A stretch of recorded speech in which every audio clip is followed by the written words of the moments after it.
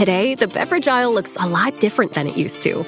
America's beverage companies are working together.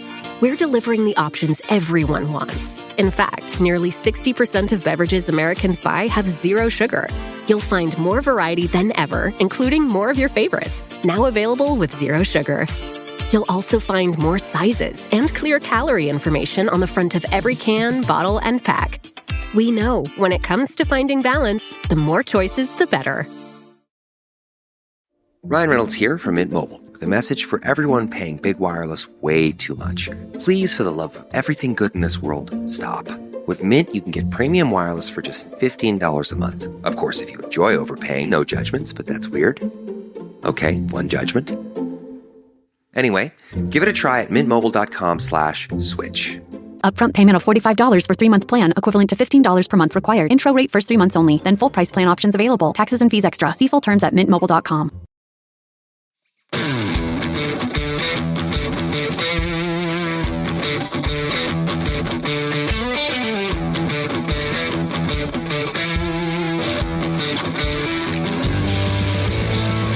Welcome to the Fantasy Footballers DFS and Betting Podcast with your hosts, Kyle Borganoni and Matthew Betz.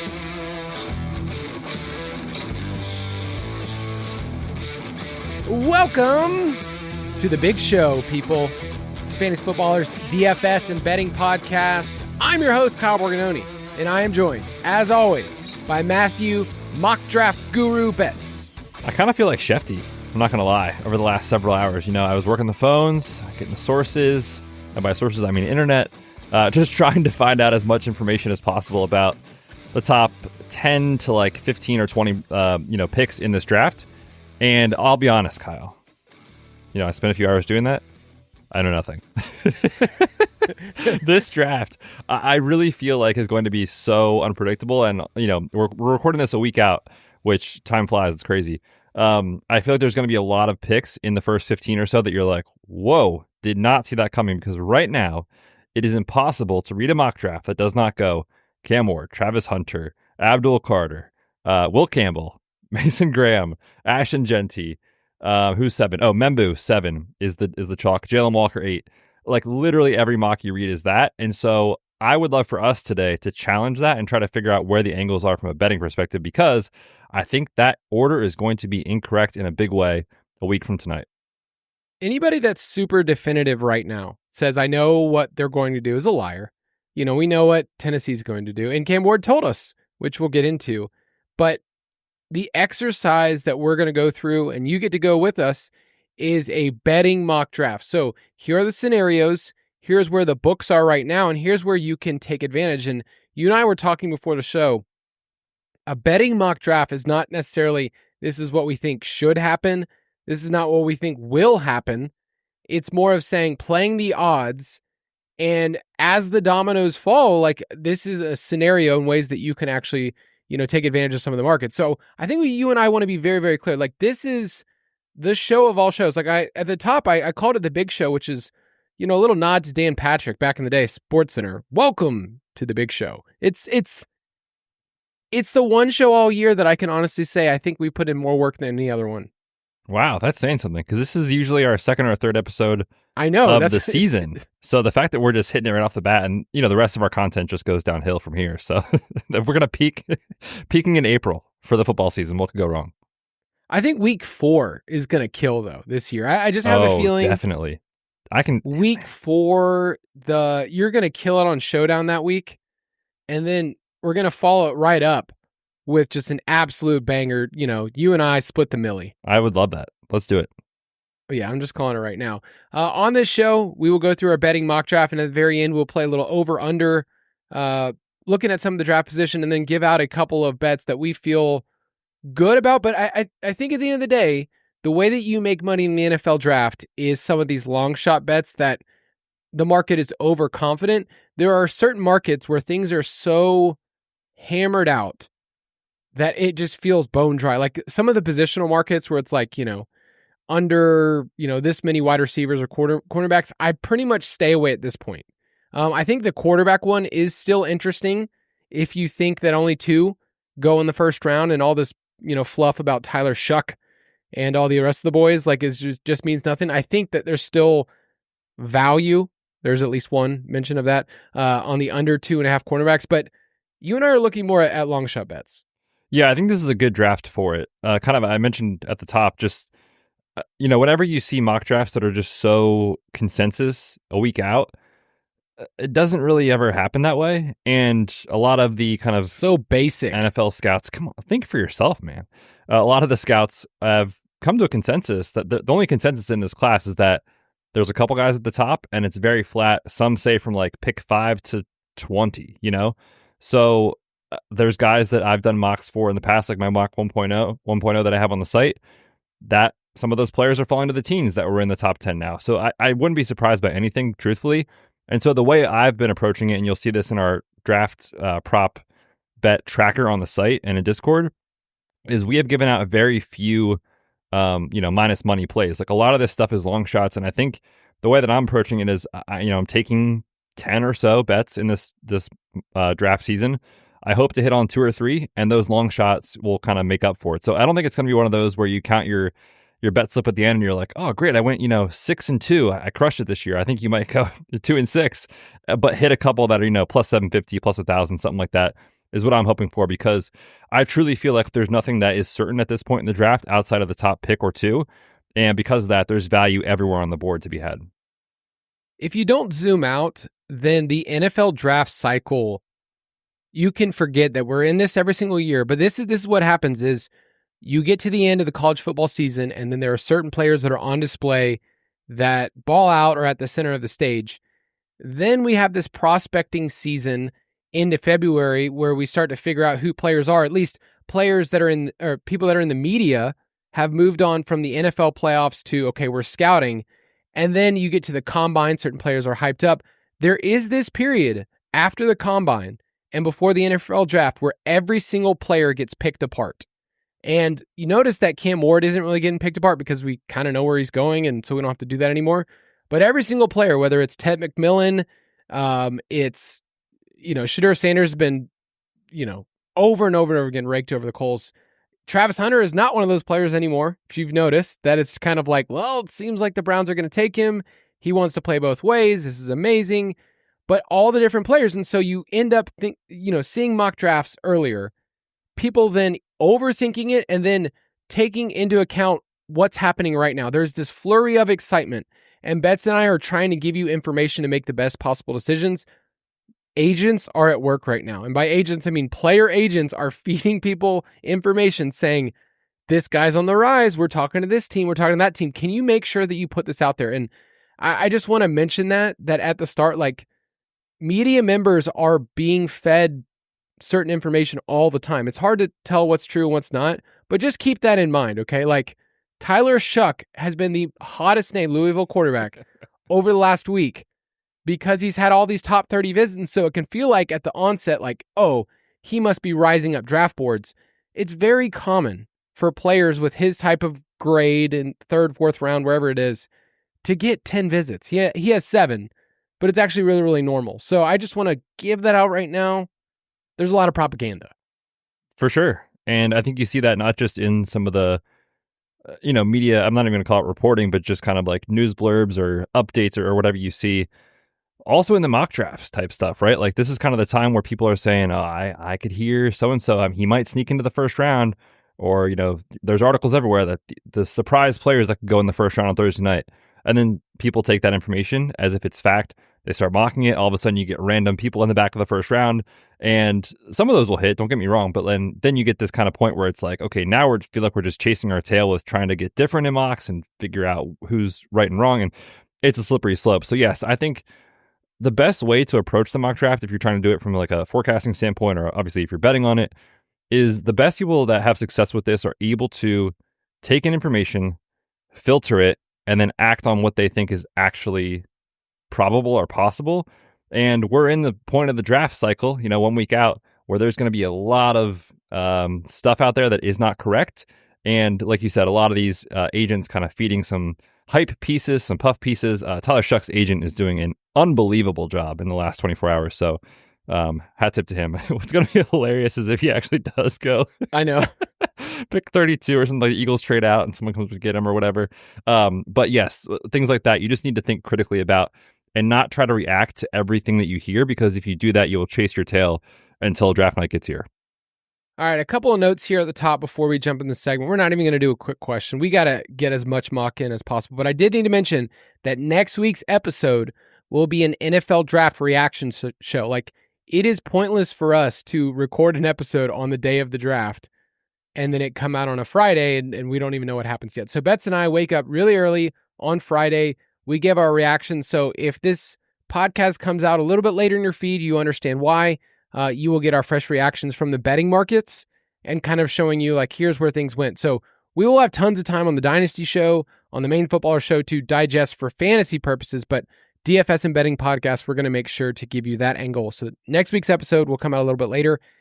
And then on the website, Betz will have another mock draft. You know, we're working through this right now, but it'll have a 2.0. And I just came out with a monster article called Top 30 Visits for NFL Draft Prospects, a Decade's Worth of Data, where I was able to piece together some things. We'll talk about some of that today, but it's just really interesting. We have this information in front of us. Instead of speculating what a team could or could not do, this at least gives us a starting place. It's not the end-all, be-all. For instance, last year, the Raiders did not meet with Brock Bowers, and yet, like, Brock Bowers only met with one team. And I think the Raiders, when he was on the board, were like, I did not think this guy would be on the board based on the rest of their data. So I found it quite interesting to go through quarterbacks, running backs, wide receivers, and I just finished tight ends today, and kind of see what the tendencies are. The big one, which we'll talk about, every first-round quarterback over the last decade had a publicly known top 30 visit or workout with the team that drafted them. So we will get into that, what that means for Shedeur Sanders. But if you did not work out with a team or have a top 30 visit, you weren't with that team as a first-round quarterback. It just didn't happen. So connecting the dots between some of these prospects, we have data for us. But lots of good stuff on the website. Betz, let's jump in. The Fantasy Footballers Mock Draft. Did you know that we were going to have something on the line for this little competition? No. What is it? I thought about this. I was, outside, took Ozzy, my dog, for a walk. And on the way back, I said, you know what? I'm going to see Betz in about a month. Okay? Planning to come see Betz in Pennsylvania. We're going to go to a baseball game where the Braves probably will lose. That's fine. But I want to say whoever has the most correct on this, it's they'll pick up the Chili's tab. Okay. That's very fair. I'm down for that. I feel like it's very fair and very fun. Very fun. And once we figure out the date for that Phillies and Braves game, which will be at Citizens Bank Park, the best venue in pro baseball, we should let people know. Come meet up with us. Say hi if you're in the area and want to come watch the Phillies beat the Braves. Yeah. No, it'll be good. So we will track this. We'll have this on the website. I think at the end of the day, we're going to work through the top 16 picks from a betting perspective, the information that we have, tell you the betting values to make sure that we bring up that word as much as possible. But Betz and I have not looked at each other's boards. Other than Cam Ward being minus 20,000 right now, we're going to make sure we move forward and talk about everything else. But with Cam Ward at number one, we did get some information that further solidifies this. They canceled the workout with Shedeur Sanders. Like, we don't want to even go on a date with that guy. But we did get a Fortnite clip. And have you ever played Fortnite, Betz? I honestly have not. I have not either. And I don't know if there's some people hearing that and be like, what are you guys doing? We're not gamers really. Like, my kids don't play a ton of video games and your kids are too young. So, but on the clip, he was asked about his top 4 wide receivers. And 2 of them he mentioned as Titans wide receivers, the great Calvin Ridley and, of course, the GOAT, Treylon Burks. I mean, hat tip to Cam Ward, who's already trying to get, you want to get in the good graces of your pass catchers, of your linemen. So Cam Ward knows what he's doing. So, yes, he will be a Titan, and we both obviously have that in our mock. Yep. He didn't mention Chig, though. I was kind of confused. He didn't mention Chig Okonkwo. Maybe that was in the clip that didn't get shared. Yeah. This is a good lesson of, because there was a point where Sanders was the favorite to go 1. It kind of went back and forth for a while, and then the steam was just clearly Cam Ward, and the market's just efficient. any takeaways for the future of like how we bet this pick when it's kind of, because I feel like in the years to come, there will be debates about this, and there's a time to place your bet and let it go. And there's another time where you're not just going to lay juice anymore. Yeah, I think betting first overall, generally, unless there's an uncertainty in the market, leading up to like free agency and that sort of thing, generally, I think it's fun to kind of take some long shots if you have a good idea of like who could be the pick, months in advance, meaning like during the football season, because that's where there's the best numbers, obviously, because nobody knows anything. And when you get to this point every year, it does become obvious. But if you think back even a month, 2 months ago, it was like, well, maybe they just take Abdul Carter. Maybe it is Travis Hunter. There's a lot of time for this to be a bettable market. But once you get to 2, 3, 4 weeks out, generally speaking, there's almost no value here in this market at all. So I almost don't ever bet it just because I feel like I'm throwing darts months in advance and don't really have any information other than these are the guys that could go there. But yeah, at this point, Cam Ward's the pick. Not really too much else to say on that. All right, at number 2, we have the Browns. This has been a spot that Shedeur Sanders and Abdul Carter have at different points been on the board, but right now Travis Hunter is the betting favorite on DraftKings. I'm seeing minus 380. I took Hunter here. I feel like you're getting a little too cute. If you want to do, Sanders would be the only other thing that I would bet if you just think they did meet with him, they had a private workout, but Travis Hunter is the pick for me. Yeah, Travis Hunter is the pick for me as well. I think it's becoming pretty clear that he's the guy. I wouldn't be absolutely floored if in a week it's Abdul Carter or something, but I do think that all the signs at this point to Travis Hunter. I wouldn't lay minus 380. I think if you're going to play anything related to Cam Ward and Travis Hunter, just wait for some of these exactas to come out and you'll get better odds that way. But yeah, I think it's going to be Travis Hunter, and we both have that, chalky so far in our first 2 picks.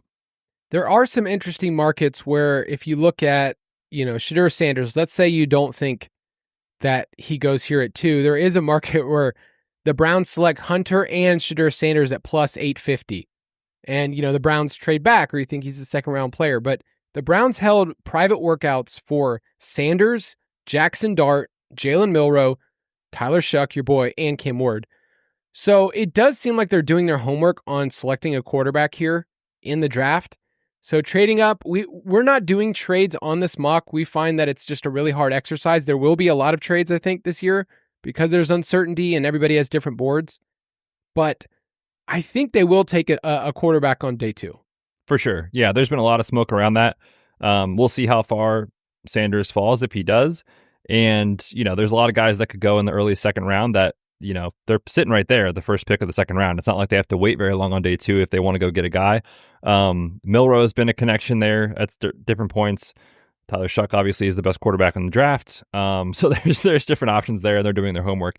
I would be absolutely shocked if they don't walk away from this draft with one of the quarterbacks. The question just is, how high does it have to be? Again, pick 33.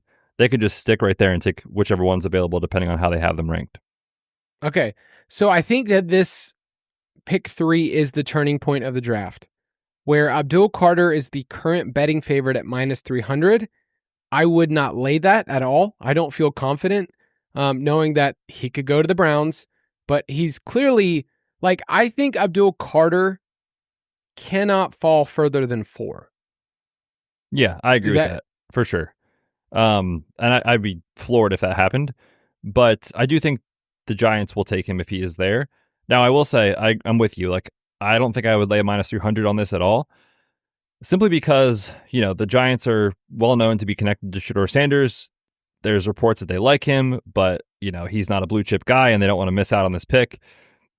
This team needs to win games. And right now, Shedeur Sanders probably does not give them as good of a chance to do that if they want to save their job and everything, as Abdul Carter does. They would have an unbelievable front 4 there with all the guys they have and the talent they have at pass rusher. If I'm them, I say, let's just build our strength that way and kind of figure it out from there. Now, the question becomes, if Shedeur Sanders happens to be the surprise pick, what is the trickle-down effect? And I had that in my first mock. That was 2 weeks ago.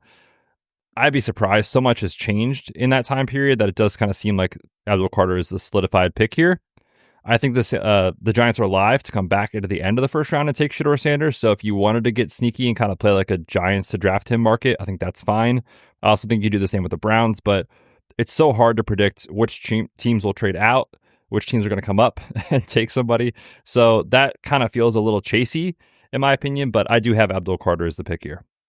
All right, so here's the information, and I try to do this. I try to have concrete information for every single one of their picks. Their top 30 visits, they have a lot of them, but like the ones that matter for players that go in this range are Abdul Carter and Shedeur Sanders. I think those are the only two players, unless you think Travis Hunter falls here, that would be the pick. And so right now, I mentioned Abdul Carter's minus 350. Sanders is at plus 550. They had 3 private quarterback workouts between Sanders, Milroe, and Tyler Shuck. Okay? The wild card in this draft is not so much that they had a private workout with Sanders, because a lot of people are like, oh, there's this new, they've always had this. His pro day was just later than a lot of other people. It's their owner. John Mara is like one of those old school guys that if you want to start spinning a narrative, you can say, is the owner stepping in saying like, I want this guy for marketability reasons, because everybody knows Shedeur Sanders. He's definitely going to be somebody that sells tickets and everything else. Or is he one of those owners that just says like, we haven't had a quarterback that I feel excited about. I like this guy. Or my other connection in Narrative Street, does Malik Neighbors step in and say, this is who I want as my quarterback? It's possible. Any of those are on the table.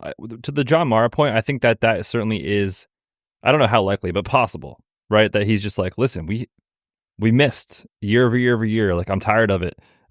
He's an older guy. Like, he kind of wants to get this solidified as soon as possible, turn this thing around as soon as they can. They haven't had their guy since Eli.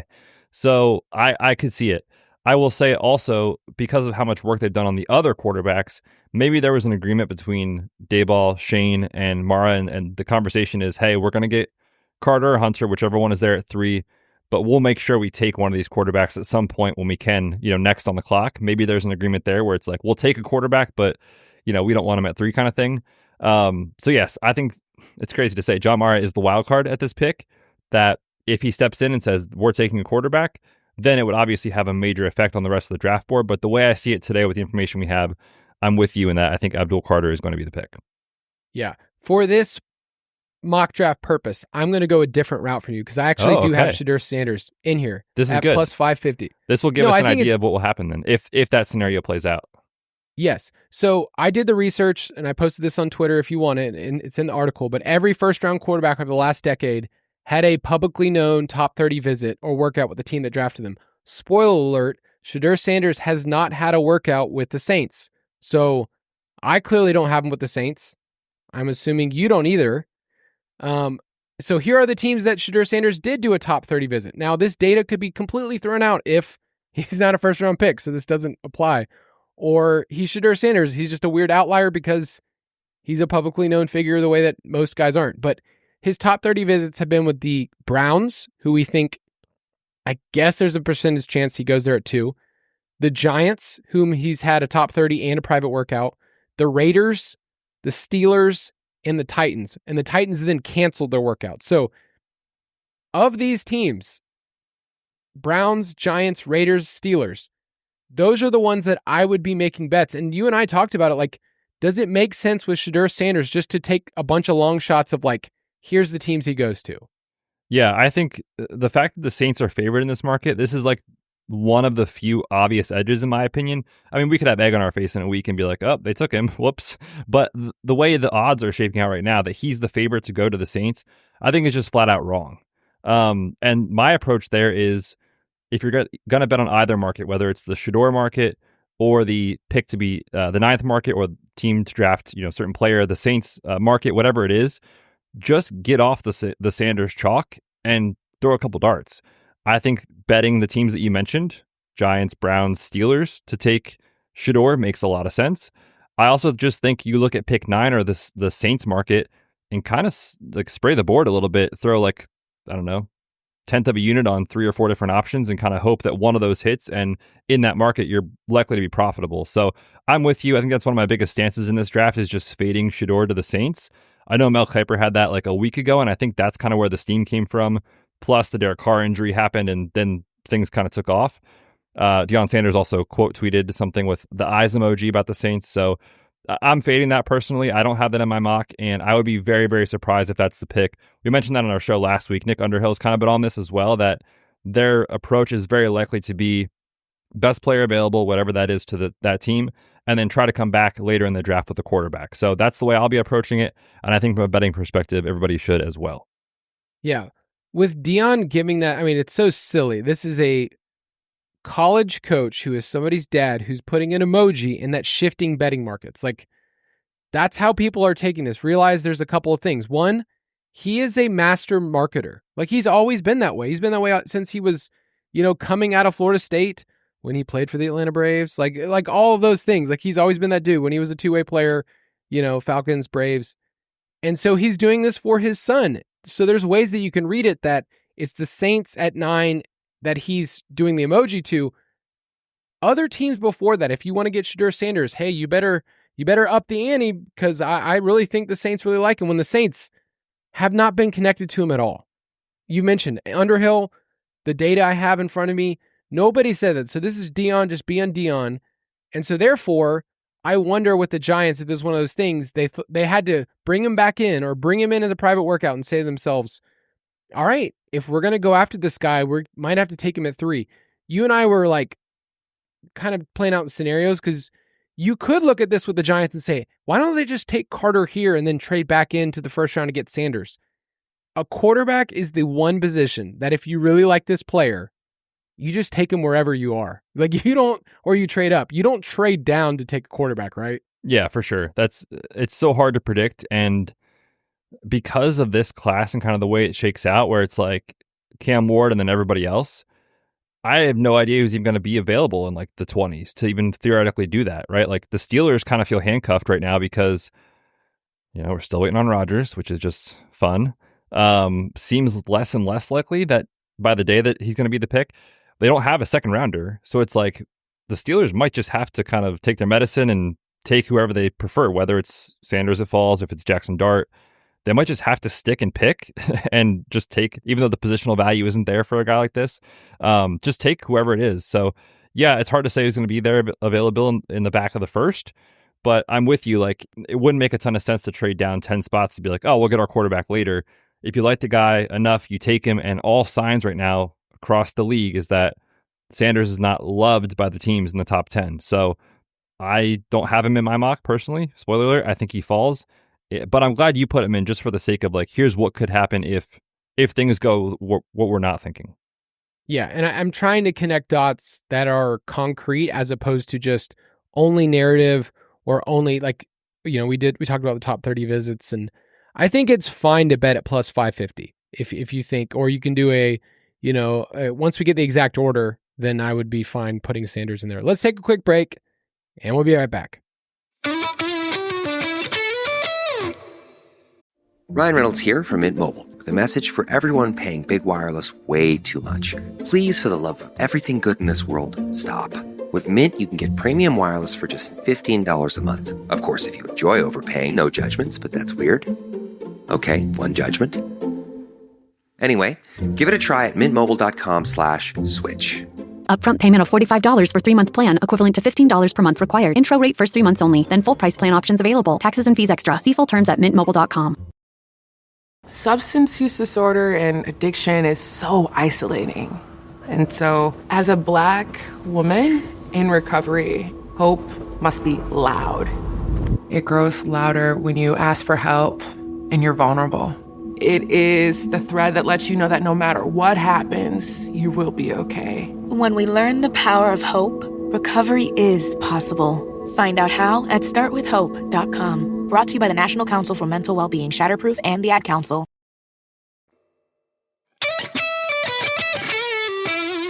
Dude, I just got going where my head has been in the weeds with this top 30 stuff. You and I have been researching like crazy, trying to give people good, valuable information. And I had to make sure that we hammered that home. I think that's the biggest, if you're trying to win money and like bet on this stuff for the draft, I think the Sanders stuff is the biggest edge that exists right now. So I'm glad we spent some time on it. All right. At pick 4, it's the Patriots.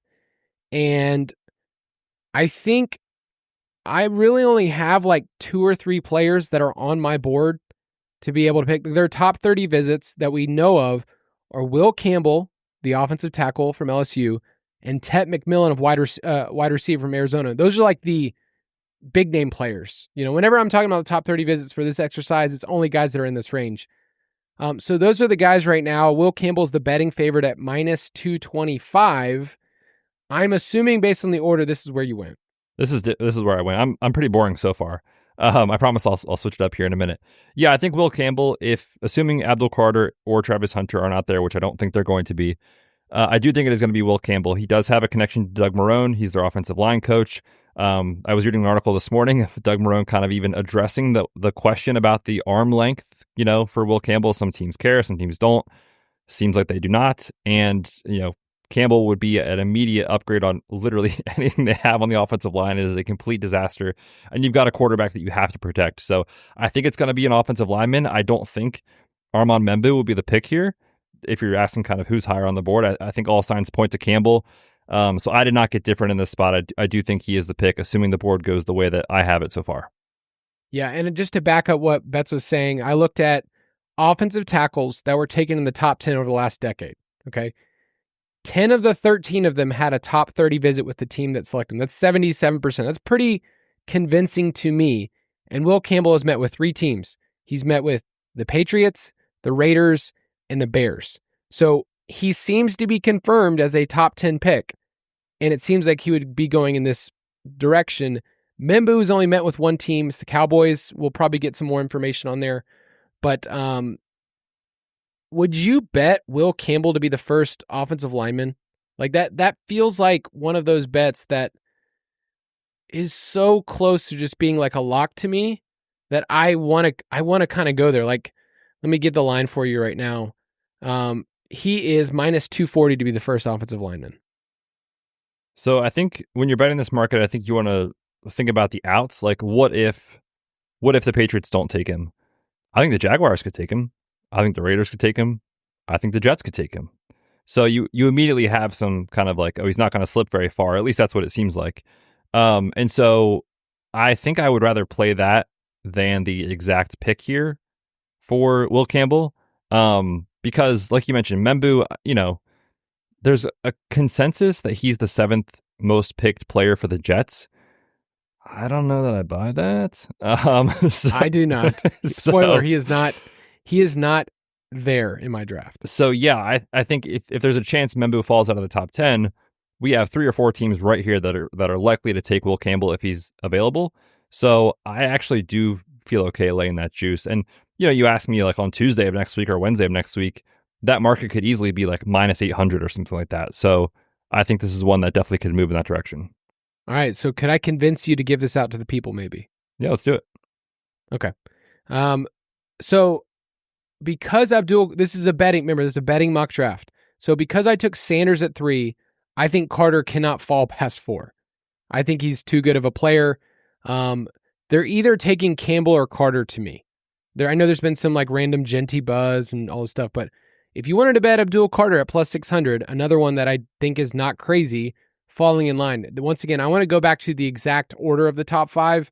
That's how I would bet this. If, on mine right now, it's Ward, Hunter, Shadur Sanders, and Carter. Not what I think will happen, but based on the betting markets, this is what I would do and what I would give out if it plays out that way. But I think Campbell is locked in for me, like as a top 6 pick. So I kind of agree with you there. At 5, we have the Jaguars with Mason Graham, who has also been maybe the most mocked player here. We do not have any top 30 visits because their new GM, James Gladstone, took a page out of the Rams book, which he was there for years, and just said, we don't do this. And I'm going to be honest, as somebody who's a contrarian, I love this attitude of like, we're not giving you guys anything. Who cares? Like, we believe in our scouting department. I kind of like that for an organization that's kind of been, sorry, Jaguars fans, like turds for a long time. Like, kind of a joke. So Mason Graham at minus 130, I think is the obvious pick. And we do have a little bit of a narrative, right? Yes. Well, I don't even know if you call it a narrative. The connection that I have made with, yes, The connection that I have made thus far with the selection is he kind of has the same body type build as Braden Fisk, who the Rams took last year. I think it was in the second round. On top of that, there was a video that came out a few days ago of Mr. Mason Graham working out in a Jaguars t-shirt. So do with that information what you will. I would not act on that at all, personally. It is interesting considering he did not visit the facility. Where did he get this shirt? Did he just buy it online just like the rest of us? He's shopping ahead. It's like, dude, when you get drafted, they give you this stuff. Oh, okay, I didn't know that. So I get why he's being mocked here consensusly, because their new GM has talked about building in the trenches. He's done it with the Rams. They have a need. All these things. I think it makes a ton of sense. I do have this pick as well. I will say there is some rumblings in the last 20 minutes and movement in the market. This sounds like heavily, a Shefty report. I'm just checking my sources, Kyle. Twitter. That Ashton Genty is gaining a ton of steam with this pick. I am not personally acting on it right now. I don't know where it's coming from or kind of what information is being leaked, if there's any, or what it is. But I just want to point that out there, that Ashton Genty is gaining steam to be the 5th pick to the Jaguars. So just make sure you're keeping an eye on stuff. If we get information or anything like that, maybe we'll move on it. But right now, you could do worse than throw a dart. I think it's plus 1,000 on FanDuel if you did want to just throw a dart. But that's definitely intriguing. Ashton Genty to go at pick 5. I don't remember which market it was, if it was exactly pick 5 or team to draft Genty or what it was, but it was on FanDuel at plus 1,000. Okay. Yeah. It's tough for me to see a team using those resources because it's a Rams guy. And they've just been a team that's built their team a different way. And that's what James Gladstone comes from. But who knows? Maybe Liam Cohen, maybe they're having a different conversation this year. But I have Mason Graham. It's the first chalk pick that I have, but he feels like he's in this like top 6 group too. Like maybe he falls a little further, but I think Mason Graham's kind of feels safe. At 6, we have the Raiders, and the Raiders had their Top Golf party, correct? They took the boys to Top Golf. Yes, they did. We had Top Golf 1.0 last year with Jane Daniels, Drake May, and the quarterbacks. That got a lot of headlines, but they did not make headlines this year because there's no quarterbacks in the group. Ashton Genty revealed, I think it was on the Kay Adams show, that he went to Top Golf with a bunch of the other prospects for the Raiders. So we have, I guess it's a new thing. You take the boys to Top Golf and see who's the best at the sport and who's cool to hang out with, and that's how you draft. I mean, it's great marketing for Top Golf. It's cool. I like it. Go Top Golf. I mean, I love golf, so I'm a fan. Yeah, I mean, I've been in Top Golf a handful of times. I've always had fun with my friends. Right now, Ashton Genty is the betting favorite with the Raiders, and it feels like for a while he's kind of been penciled in there, and now we're getting these Ashton Genty, quotes and stuff like that. Like, I am basically going to terrorize the league. Like that's what he's putting out there. I'm not laying minus 150 for them to take him here. I think there are other positions on the board. So based on my mock draft, the player that I know that they met with, and I mentioned earlier that offensive tackle, it's a very high hit rate if you met with this player. This is actually where I have Will Campbell, because I wanted to find a spot for them that fit into my top 30 data, and he has fallen to this spot. So I have Will Campbell here, who you could bet at plus 2,200. Interesting. Yeah. Real quick on the Top Golf boys, it was Mason Graham, Will Campbell, Jackson Dart, Quinn Ewers, Will Howard. So they're doing some homework on the second. Hey, see, Will Campbell's one of the boys. The other tier of quarterbacks, and then of course Ashton Genty. So I think the Will Campbell thing is interesting, and like you said, this is why I was saying like include him in a top 10 parlay or whatever. Like I know it's juiced, but there's so many outs: Patriots, Jaguars, Raiders, that it makes a ton of sense. On John Spytek, I put this in my first mock. He was the VP of player personnel in 2021 and 2022 with Tampa. And he was assistant GM there in 2023 and 24. And in those seasons, Tampa had 3 first-round picks. They used their picks on a center, a defensive tackle, and an outside linebacker / edge player. In other words, historically, he's built through the trenches. So that's why I'm personally not buying that Genty is the slam dunk pick. I wouldn't be surprised if he's taken, I'll say. But I think the betting market is a little overconfident in the Genty placement. So I'm with you. I don't have him here. Now, the pick that I have is going to be a surprise. Oh, and it goes against like your offensive lineman meeting with these teams kind of thing. But I just wanted to put it in here as an out, as a potential that this could happen. And I do have Armand Membu as the selection here, 6th with the Raiders. I don't feel great about it. I'll be quite honest. That is interesting because I didn't know what to do with him, if I'm honest. Same. It's like if you don't put him at the Jets, you're like, well, I guess I don't know. Dallas? I don't know. I'll put it this way. I don't even have him in my top 16. Interesting. Yeah. He had a ton of steam after the combine because he worked out incredibly well and he's massive. But he is, I don't know what scouts say about his ability to play left tackle, but he, in college and everything, was a right tackle. And sometimes there's a conversation of like, do you take that guy in the top 10?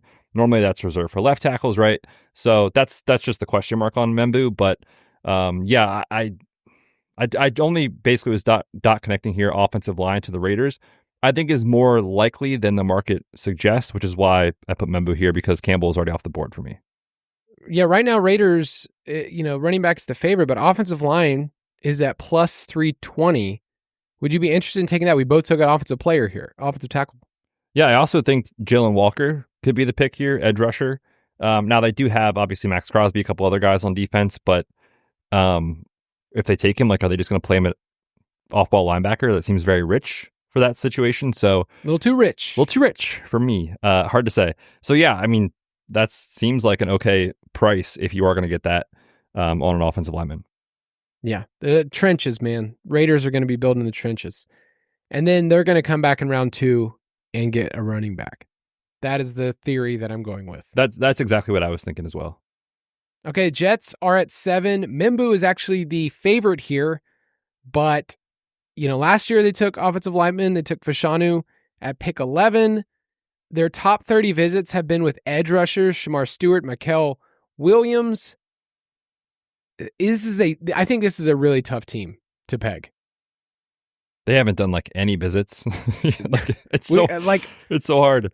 I think when you look at the team makeup, they obviously come, Aaron Glenn comes over from Detroit. You have Justin Fields. You've got a stable of running backs, at least that's what they've been kind of talking up. I think it makes sense to go with that approach of like offensive line. That's how we're going to build our identity because they've got a ton of pieces on defense. Like this roster is not bad. They're a couple pieces away on the offensive side, in my opinion. So that's why Membu is commonly mocked here. We gave out offensive line for this position to be picked like a month ago, and those odds are long gone. But I'm going to go back to what I brought up last week, and I'm going to take Kelvin Banks with this pick.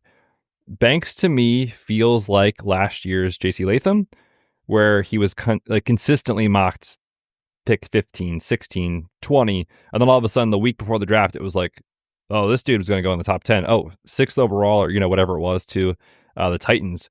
It feels a lot like that because his over-under market was 24.5, 18.5, 14.5. Now it's 13.5, heavy juice to the under. So there's a lot of teams that could take Kelvin Banks from 7 to 9 to 10 with the Bears, I think is possible. There's a lot of other teams as well. The Dolphins, like kind of this starting at 7 to 13, I think is the sweet spot for Kelvin Banks. So I went with him here, 7th overall. Yeah, I think that he, you can bet a top 10. I've seen some Bears, 49ers, but what did we give out again with Banks? We gave out plus 1,500 last week after the show on him to be the 7th pick, which basically is what I'm doing here. Okay. Yeah, and his over under, any of those, him to be a top 10 pick, like I think all of those are, definitely in range. Top 10 pick for Kelvin Banks right now is at plus 220. Don't hate it. I'm going to go with I think this is a trade down spot. That's like my conviction after going through every single thing is like, I don't know what to do with it. I think it's a trade down spot, but based on this exercise, we're not going to do it. I did get some quotes from their general manager who said, quote, the wide receiver room we feel pretty good about. And he started talking about Garrett Wilson because Garrett Wilson's an alpha. I personally don't feel great about the rest of their roster. Was it like Josh Reynolds? Alan Lazard, they restructured his contract, so he's back. And Corley, Malachi Corley, former regime, but yes. The artist formerly known as Malachi Corley, when he fumbled, he just ceased to exist anymore. He's done. He had that 1 week on Twitter. That was it. Poor guy. Every player's had 1 week. And then he started talking about the rest of the room. The GM, he said, Jeremy Ruckert, he could take the next step. And he was quoted as saying he was trying to sound hopeful. Last year, they were the only team to bring in Brock Bowers for a visit, and then they passed on him at 11 for an offensive tackle. I don't know if they do this year. I think they take Tyler Warren. Yeah, that's a common, like if it's not offensive line, people are always like, well, it must be Warren then. And I think it makes a ton of sense when you look at the room and you look at the setup of everything. He kind of seems like he would fit the Aaron Glenn, like tough nose, no nonsense type of player as well. So I think it makes a ton of sense. The only thing I'll say is like they brought in Brock Bowers, it was just a different front office. So I don't know that I would make a ton of stock on that, but I agree with you. There's not a lot of consensus in the class, and Daniel Jeremiah even tweeted this out the other day. Like the only two players that there's consensus on is like these are awesome guys outside of Hunter and Abdul Carter are the tight ends, Tyler Warren and Colston Loveland. So I agree with you. I think Tyler Warren is a very strong play to be a top 10 pick because he could go here. I think he could go to the Panthers, the Saints we have a bet on, the Bears I think is possible. So I think including him as a top 10 pick in whether it's like a parlay with Will Campbell, which we actually gave out as a plus 105 parlay on FanDuel is very, very interesting. So I'm with you. I think he goes a lot higher than the consensus of pick 14 to Indy. Yeah, I don't feel great about this from a betting perspective. I was probably connecting too many dots as like a fantasy, like, okay, well, here's all their vacated targets from, Devontae Adams and Tyler Conklin, and Jeremy Ruckert's in his fourth year. Like he's not going to be on this team after this year. So I just wonder, like, this team is so thin after this next year. Breece Hall is going to be a free agent. Who knows if Fields is going to be on the team. I just feel like they don't have an identity in playmakers on the offensive side of the ball. And I think Tyler Warren was just the one that I ended up with. The Panthers at 8 have been a very popular spot for Jalen Walker, the edge rusher, linebacker from Georgia. He's at plus 150. I feel like edge was the easiest thing. They brought in Shamar Stewart and Jalen Walker for their top 30 visits. They also brought in Tet McMillan, who is kind of interesting. We're starting to knock on the door of like, okay, McMillan or Golden, whoever you think is the first wide receivers, is kind of on the board. Any thoughts here with the Panthers? So I will say right now, all that you see is edge defender to Carolina. And it makes a lot of sense. I mean, this team needs help everywhere on defense.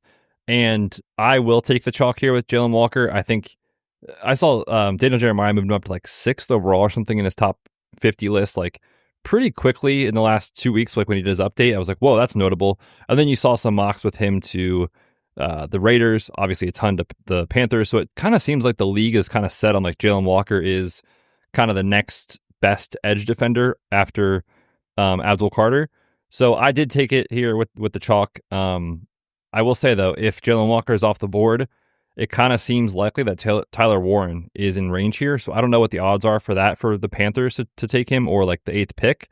But I do think that if Jalen Walker is gone, that Tyler Warren is their guy. Yeah, if you wanted to get Tyler Warren, it's at plus 1,600 to go to the Panthers. I'm kind of having a hard time connecting those dots. They re-signed Tommy Tremble. They took a 4th-round pick on JT Sanders last year. Who knows what Dave Canales wants to do there. I have Jalen Walker as well, so I kind of took the chalk, and I'll give you my dot connecting with this pick. And this is also fantasy nerd stuff.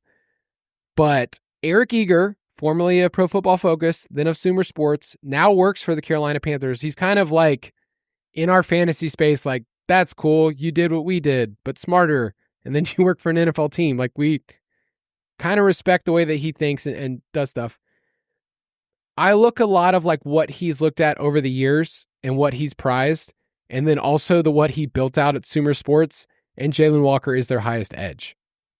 Interesting. So, I like it. He won the Butkus Award. He's a Georgia boy. What's not to like? I love it. Makes a lot of sense. All right. Let's take a quick break, and then we'll get to the heavy hitters, the Saints. Ryan Reynolds here from Mint Mobile. I don't know if you knew this, but anyone can get the same premium wireless for $15 a month plan that I've been enjoying. It's not just for celebrities. So do like I did and have one of your assistants switch you to Mint Mobile today. I'm told it's super easy to do at mintmobile.com/switch. Upfront payment of $45 for 3-month plan, equivalent to $15 per month required. Intro rate first 3 months only, then full price plan options available. Taxes and fees extra. See full terms at mintmobile.com. Substance use disorder and addiction is so isolating. And so, as a Black woman in recovery, hope must be loud. It grows louder when you ask for help and you're vulnerable. It is the thread that lets you know that no matter what happens, you will be okay. When we learn the power of hope, recovery is possible. Find out how at startwithhope.com. Brought to you by the National Council for Mental Wellbeing, Shatterproof, and the Ad Council.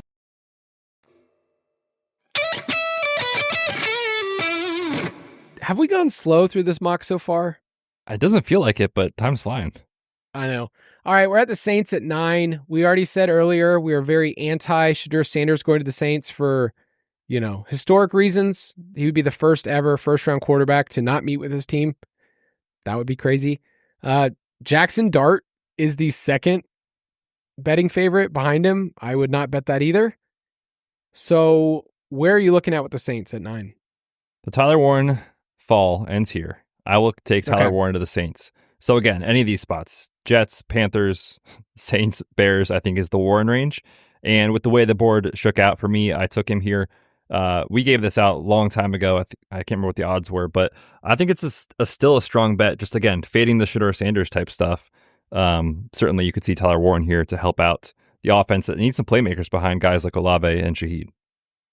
It's interesting that you took a tight end here because I did as well. Colston Loveland to go to the Saints. Did you know what the odds are right now for him to go to the Saints? What are they? Plus 5,000. I don't think I've seen this once. Like any mock anywhere. So tell me why. Okay. So in the same way that we're connecting a dot, you're connecting a dot with the tight end. Tyler Warren's not on the board for me. Okay. If you take out quarterback from the equation, which we totally do, then either you're thinking about the trenches here. They take somebody like Membu, who I almost put here as well, an edge, or tight end. And I think my favorite, this is the betting perspective, the bet for the Saints to take a tight end is at plus 800. So 8-1 is, I think, a really good bet for us both mocking a tight end to the same spot. We also have the data that since 2015, we've had 26 tight ends taken in rounds 1 and 2 of the draft. 85% of those had at least one top 30 visit, and the Saints have done that with the tight end position. So I think it's on the board there. I think the trenches is the easiest one for me to take if I wanted to go, but I love the non-quarterback odds for this team. For sure, yeah. I think edge defender is live here as well. They need corner help. Like they need a lot of things. So anything but quarterback is a bet. What do you think about McMillan here? Yeah, I don't think it's crazy. The question I have on McMillan is that there just seems to be such a split opinion on him, and I have no idea where the Saints landed on that. But you're seeing some rumblings of, Chris Olave maybe not being a long-term second contract guy there. So maybe they start to think about the future. So I don't think that's crazy either. All right. So my favorite bet is actually tight end plus 800. Agreed. That one of the two tight ends is available here. And we've gotten, reports about this. They love the tight ends. Colston Loveland's going to go higher than you think, all that kind of stuff. So I was like, all right, I'm connecting some dots here. At 10, we have the Bears, who brought in Will Campbell, Ashton Genty, Shamar Stewart, and Amarian Hampton as kind of the bigger names for top 30 visits. This is actually where I have Genty. Me too. I've been kind of on this the entire time that if Genty is available, which I'm not sure if he's going to be, he is going to be the pick. And I still feel that way. And I would not be surprised if they try to move up a couple spots just to make sure they get him. They tried to do it last year with Rome Odunze, ended up not having to move up, and they got him. But they have firepower. This team is ready to win now. They've got a rookie contract for a quarterback, obviously. So I very, very am strongly considering this bet again with Ashton Genty. The only question is, do the Raiders take him or not? And if they don't, then I think he is going to go to the Bears. Yeah, number 10 pick right now is Genty at plus 320, but I think way that we would bet it, the way that you said, is just which team selects Ashton Genty. It would be the Bears. I'm seeing it at plus 300 right now. The 49ers at 11, which I keep coming back to the fact like this feels like cheating for a team with their Super Bowl odds to be able to pick 11th. Their top 30 visits were with Shamar Stewart. By the way, Texas A&M edge defender Shamar Stewart has basically been on everybody's top 30 visits. Like, I'm going back for a while, and he was with the Jets at 7, Panthers, Saints, Bears, 49ers, Cowboys, Dolphins, Colts, Falcons. What is his over-under? Let me check that as you're talking to your team. But like, oh, it's not available right now. Because anything around like 16 and a half based off those visits seems like under is maybe a good bet. Yeah, he's met with single everybody. Team. So who do you have here for the 49ers? So I've got a shocker actually at this pick. I have Walter Nolan. Now this is kind of high for consensus, actually decently high. Are you shocked, Kyle? You shocked on your couch on Thursday night? My uncle's name is Walter. They just turned in the card. It's Walter Nolan. This team has some major needs at a lot, which is crazy because they're a good team, but they have plenty of places they could go. Offensive line, edge defender, cornerback makes a lot of sense. But this team, when I looked at kind of some of the prototypes of who they've drafted based off of build and what school they come from as far as like Power 5 and stuff like that, he does fit a lot of those characteristics. And he was a guy that at the time was kind of like slipping. Then he had his pro day, absolutely crushed the pro day. And then he kind of had his stock come back up. So he's been all over the map in mock drafts. I don't feel super like high conviction in this pick, but I think he fits what the 49ers historically have looked for at defensive tackle. And certainly he could be in play with one of the teams here in the teens. He's been linked a little bit to the Cardinals as well. So this is a bit higher, but I wanted to switch it up a little bit. So give me Walter Nolan, 11th pick. Yeah, I'm trying to find the best way to play this. He's minus 320 to go in the first round. I think we all feel good about that. I think I had him to maybe the Seahawks at like 18, something like that when I went through my full mock. I have Kelvin Banks here, who they did bring in for a visit. And no, actually, I don't have Kelvin Banks. He goes further. I have cornerback here. And I maybe went with a little bit of Robert Saleh, what he's done, taller cornerbacks. They're tired of doing things the same way. Cornerback you can bet for plus 260.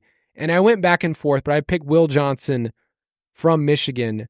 He's minus 270 to be the first cornerback. And I think this is a spot like offensive line I could see with Banks. I could see edge, defensive line, and I could see cornerback. So I don't feel confident with the 49ers. Me either. All right, Cowboys at 12. This feels like it's supposed to be the Matthew Golden pick. And I don't have him there. I don't. I do. The question mark for me on Dallas is who they have higher on their board, whether it's T-Mac or Golden. I have T-Mac here. Yeah, and I don't know, but just I'm kind of sticking to historically what NFL teams have done, which is overdraft fast players. Be dumb. Got it. Which is overdraft players to run fast 40s. Obviously played his ball at Texas and Houston, so he'd be somewhat local there in Dallas. They have a major need. Like literally they have no weapons behind CeeDee Lamb. I will say I am personally fading the running back to Dallas market that a lot of people mock, whether it's Genty falling or Hampton or whoever it is. I don't think they go running back in the first round. And I do think that wide receiver makes a lot of sense. So I do have them taking Matthew Golden. Okay. Do you have McMillan in your top 16? I do not. Okay.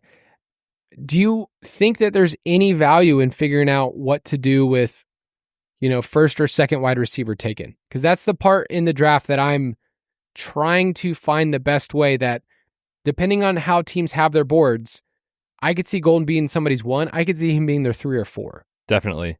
And I think whenever that's the case, you should just kind of lean into the variance and some longer odds. So we have currently on our tickets, we have plus 300 for Matthew Golden to be the first, or the first wide receiver taken. I think anything that's like close to like plus 200, if that even exists anymore, I'm not sure. But like plus 180, plus 200, I think is still fine for Matthew Golden because it kind of seems like at this point, quite frankly, like it might be more of a coin flip based off of mock drafts and big board rankings and stuff. I will say, I think there's a lot of value in the second wide receiver market, which we did play this morning. We took Emeka Egbuka to be the second wide receiver taken. Not that he's going to be taken in this range, but just like if it's one of Golden or T-Mac at 12 to Dallas, you start going down the list. It's like the Dolphins, theoretically it's possible, but I'd be surprised. The Colts, unlikely. The Falcons, very unlikely. The Cardinals, it's possible. The Bengals, no, right? So you start to get to this list of like the spots for those players to go in the teens kind of gets thin pretty quick. Then once you get into the 20s, all bets are off. And if a team likes Egbuka more than T-Mac or Matthew Golden, for example, I think he's live to go there. We had Tony Pauline do an interview the other day. His direct quote was, Emeka Egbuka's floor is 25 to the Texans. I'm not sure how reliable that is, but that's what he said. And then today there was an article from Tom Pelissero of NFL Network highlighting players that are going to go higher than the consensus thinks. And he said in that directly, I'd be surprised if Emeka Egbuka is not taken in the first round. So just playing some variance that a team might have Egbuka higher than one of these two other guys, I think makes sense. We got that at plus 750 on Bet365. Okay, so the Cowboys are just weird. They're a weird team. Dolphins at 13. This is where I have Calvin Banks. Offensive line is what they are, is the betting favorite. We know Teron Armstead just retired, so I feel pretty good about this pick. Literally anything you could convince me of. This team has unbelievable holes everywhere on their roster. I have Will Johnson, the cornerback, going here. We know that now Jalen Ramsey's on the trade block. Their GM kind of has a history of being okay with taking players that don't necessarily test historically. Like he did that with Jalen Waddle in the past. Well, Johnson hasn't really done any 40s or anything, dealing with some injuries, but coming into the season was a consensus top 5 type of player, top 10 for sure. And they have a major hole at cornerback. So I slotted Will Johnson here to 13 to the Dolphins. Yeah, and we've got on the news about Jalen Ramsey potentially being moved. And it is interesting. I almost took Jahdae Barron here, the Texas cornerback, a little bit older, is about to be 24 years old. It just depends on fit. And I'm not going to go so far into say schemes. I have such a hard time, by the way, of connecting a player with the scheme, knowing that most of these coaching staffs won't be here a year or two from now. For sure. And that is and I've heard a lot of people say like, oh, this is a man corner. This is a zone corner. It's like the NFL is playing so much zone anyway. Like you're not really drafting one type anymore. It's kind of, that's how the league is trending. Yeah. We just don't realize that things change so much faster, that whatever regime was there a year or two ago, and this is why they drafted this guy, it's different now. So like every draft, like that's what's so dumb about the NFL is you're trying to project over multiple years in dynasty, and it's just not how it works. All right, 14. I mean, obviously we got to have a tight end here. Imagine not, Kyle. Did you? I have Shamar Stewart. Do you really? 14th to the Colts. I do. Historically, Chris Ballard highly prioritizes athletic measurables when you're looking at, weight adjusted speed score and RAS and all that sort of stuff. 9.99 for Shamar Stewart. The last couple of picks, Latu, 9.37. Anthony Richardson, 10.0. Kwity Paye a few years ago, 9.34. So that's why I have a tough time with the tight ends. Not that they're not great players, but Colson Loveland hasn't really worked out at all because of his shoulder, and Tyler Warren has decided not to work out, just as kind of his approach to the draft. So I think those guys are very much in play. I wouldn't be surprised at all. But just how much those guys are mocked here, I feel like I had to do something different. So I went with Shamar Stewart. We mentioned how many teams he's met with in this range. Yeah, I think Stewart, Mike Green, Michael Williams, all of these guys are in this range that I don't know somebody's board. I don't know who and so yeah, you're leaning into historically.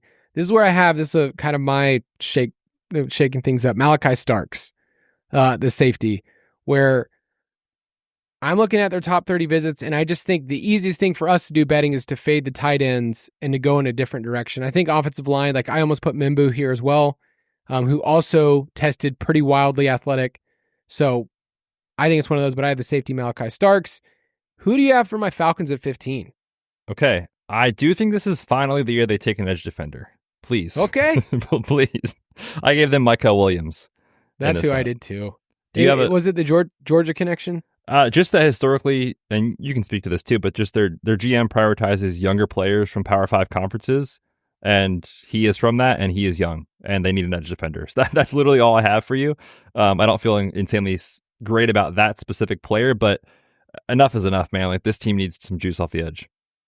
Yeah, I edge defender feels good, and you also shut up the whole fan base by taking a Georgia player. There you it's go. Just how it works. You got to do it. All right, Cardinals, let's finish out at 16. I gave them Kenneth Grant, defensive tackle. They did meet with him as part of their top 30s. They met with basically a ton of defensive tackles and edge players. So I just kind of went with that. I think they're kind of a sneaky wide receiver team because behind Marv, they don't really have anybody. But based off of their visits and based off of kind of defensive-minded head coach, I went with Kenneth Grant here, defensive tackle. I went with Stewart here, and I also think it's another spot for Membu. Like Membu, I think I mentioned 4 places that I didn't put him, but I think you could. He could go anywhere. I mean, all of these teams right here, 11 through 16, you could find offensive line or edge, all of them. Yep. You remember last year, like all the edge guys just kept dropping Latu and Dallas Turner. It's just like nobody wanted to take them. I do not think that will be the case this year. So we will post this mock draft with obviously all of our best things. But Betz and I are going to go through a couple of over-unders and then give some final bets that we really, really like. So speaking of Membu, right now, his over-under is at 6.5 on DraftKings. The over is at -400, and we did not think that he would be there. So would you lay that kind of juice? I did have him 6th. I don't feel great about that. I think the outs to him going under this are insanely thin. So if you had the bankroll to lay it and you felt good about it, I wouldn't kill you for it. I personally don't think I'm going to play this, but I would be very surprised if he's a top 5 pick. All right, so I should just pick one of my kids and their college funds to put on there, not both. Yeah, pick your favorite. Okay, give me one of these over-unders. So one that I think is super interesting that I want to get your thoughts on are James Pierce Jr. Okay, he's 31.5. I feel so sad for him. It feels like he was a guy that was like consistently top 20-ish. And then I haven't seen him in recent mocks in the last week or two. He's fallen out of the first round for a lot of people. Would you play over 31.5? I don't think I would play it. You know that a year ago he was like one of the top betting favorites to go number 1 overall? I did not know that.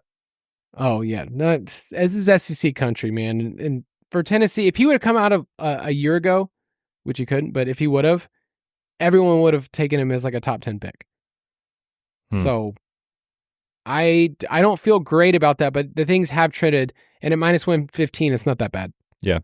You got one more? Yeah. I wanted to get your thoughts. Mason Graham. Mike Green. I've talked about him a couple of times. We named all those edge teams. 17.5 right now is his line. So these kind of guys, I have no idea what to do with, because the book on him is like the talent level is that he is a definite like top 15-ish talent in the class, but he's one of the guys with the off the field concerns. And whenever that happens, I lean over just because those guys can slip sometimes. So I just don't know who's cleared him and who hasn't, but I wouldn't be surprised if he goes in the top 15. I'll say that.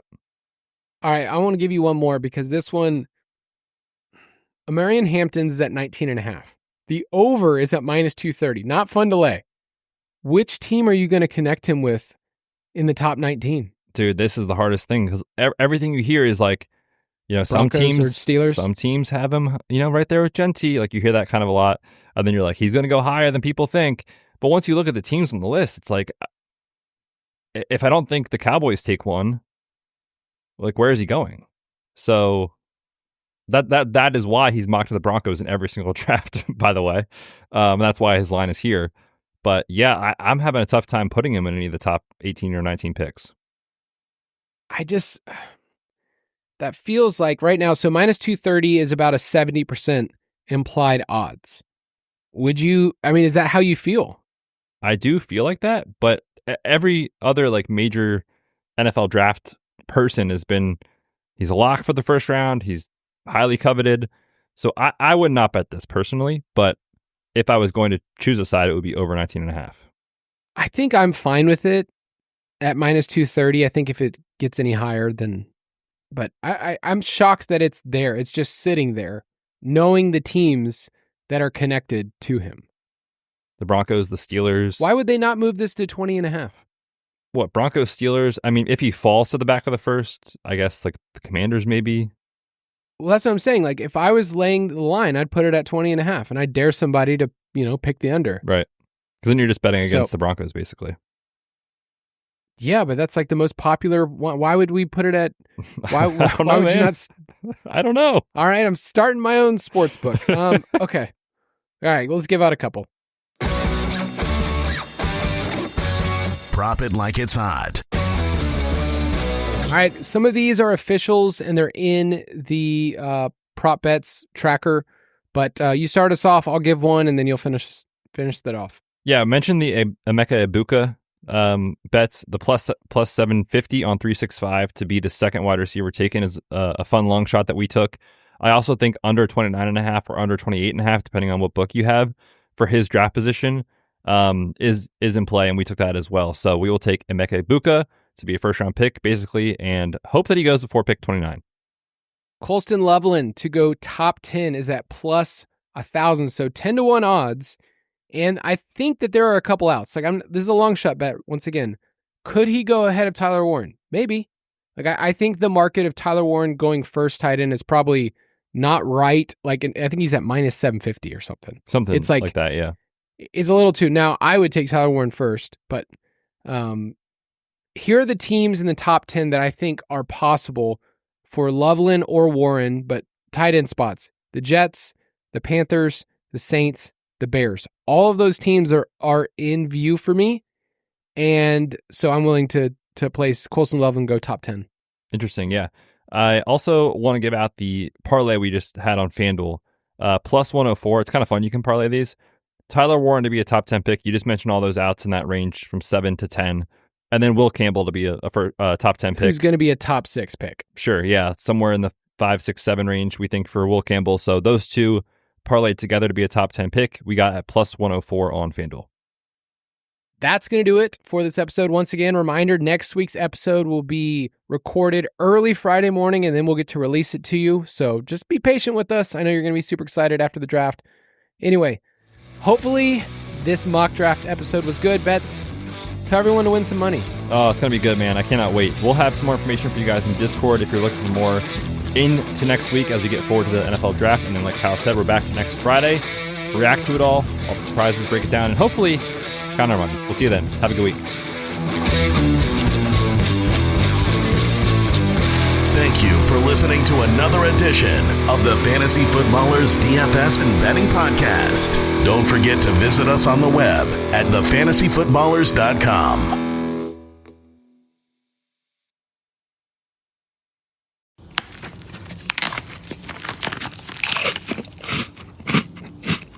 Uh-oh. The last cookie. You can get a new box of cookies in as fast as an hour with Walmart Express Delivery. Are you my guilty self-conscience? No, I'm the voice offering you promo code EXPRESS for free delivery on your first order. Hey, who ate my cookies? You mean, these cookies? Order now. Welcome to your Walmart. Promotion valid for first express delivery order. $50 minimum subject to availability. Restrictions apply. Substance use disorder and addiction is so isolating.